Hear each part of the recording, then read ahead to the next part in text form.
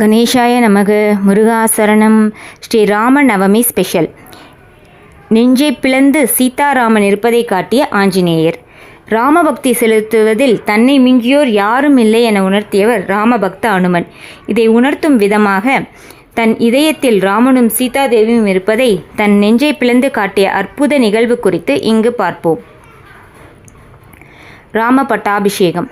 14 ஆண்டு கால வனவாசம் முடிந்து அயோத்தி திரும்பிய ராமனுக்கு பட்டாபிஷேகம் செய்ய ஏற்பாடு செய்யப்பட்டது.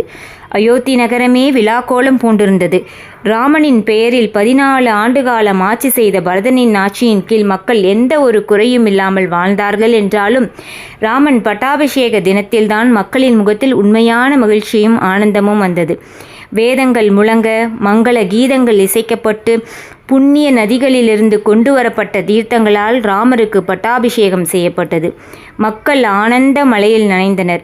ராமனும் சீதாதேவியும் அரியாசனத்தில் அமர்ந்திருப்பதை பார்த்து நாட்டு மக்களும் முனிவர்களும் தேவர்களும் கூட பூமாரி பொழிந்தனர். மகுடம் சூட்டுதல். ஸ்ரீராமனும் சீதாதேவியும் அரியணையில் அமர்ந்திருக்க ராமனின் பாதத்தில் அடக்கத்தோடு அனுமன் அமர்ந்திருந்தார்.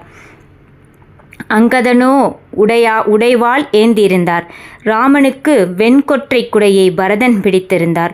லக்ஷ்மணனும் சத்ருகனும் வெண்சாமரம் வீசிக்கொண்டிருந்தனர்.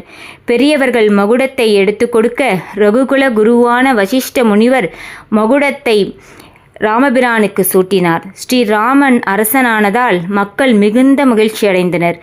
அனுமனின் உதவியை பாராட்டிய ராமன் தன் காலடியில் இருந்து அனுமனை பார்த்து, ராமபிரான், உன்னுடைய உன்னத அன்பை நான் எப்படி விவரிப்பேன்?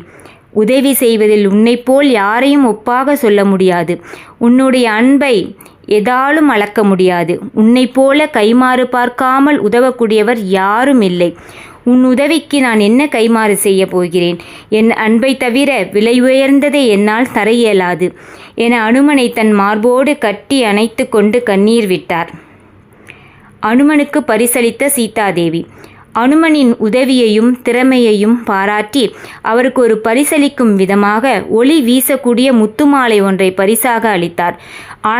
ஆனந்தத்துடன் பெற்றுக்கொண்ட அனுமன் முத்துமாலையை ஒவ்வொன்றாக பீத்து ஒவ்வொரு முத்தாக கடித்து உடைக்கத் தொடங்கினார்.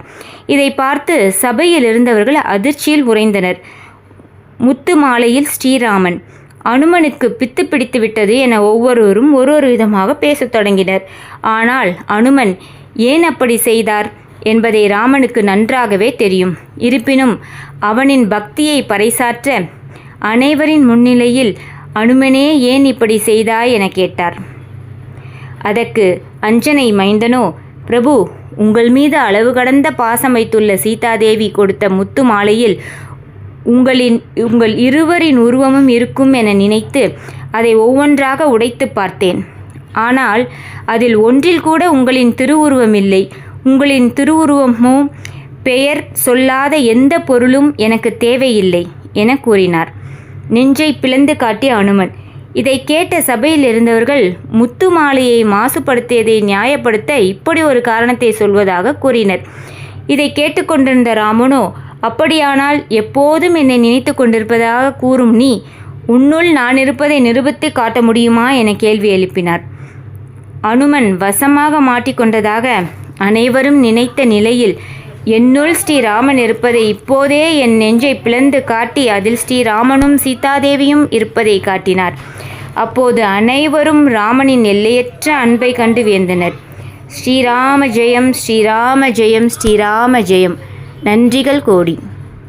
ஸ்ரீராமர் அவதரித்த நன்னாளில் ஸ்ரீராம நவமியான இன்று இதை கேட்கும் அனைவருக்கும் நல்லதே நடக்கட்டும், நல்லதே நடக்கட்டும், நல்லதே நடக்கட்டும். நன்றி.